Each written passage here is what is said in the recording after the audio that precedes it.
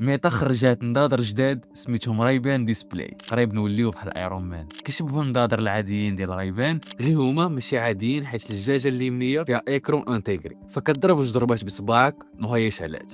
كيبان لك الجي بي اس، لي ميساج، الموسيقى، حتى الريلز ديال الانستغرام كيطلعوا قدام، وكل شيء مربوط بالذكاء الاصطناعي ديال ميتا. يعني كتشوف شي ايميل بشي لغه ما فهمتيهاش، كتقول لها ترجم لهم ليا وكترجم لك داكشي اللي مكتوب باللغه ديالك، ولا كتسولها هاد المعلومات التاريخيه امتى تبنات وكتعطيك لا ريبونس، ولا كتشوف شي اكله وكتقول لك المكونات ديالها وسميتها. فقبل ما نكمل، اغلبيه الناس اللي كيتفرجوا ما دايرينش ابوني، خلي معك واحد ابوني وشكرا بزاف. نرجعوا للفيديو. وباش تحكم فيهم ماشي بالعينين بحال فيزيون برو، فكيف ما قلت في الاول كتحكم بهم غير بيديك. كدير واحد البراسلي ديال ميتا وهو اللي كيقرا الاشارات العصبيه ديالك وكيعرف شنو باغي دير. وبالنسبه للاوتونومي ديالها قالوا 6 سوايع، ومع البواتي ديالها غتوصل ل 30 ساعه. ولحد الان هما ما غينفعوش لكل شيء، غينفعوا الناس اللي كيسافروا ولا اللي عندهم الخدمه بزاف والكالندري ديما عامر، ولا الناس اللي خدامين في كرياسيون دو كونتوني، ولا اللي كيصوروا بحكم ان ايديهم ديما كتكون عامره. وهذه خطوه كبيره وجيت المستقبل وقيله.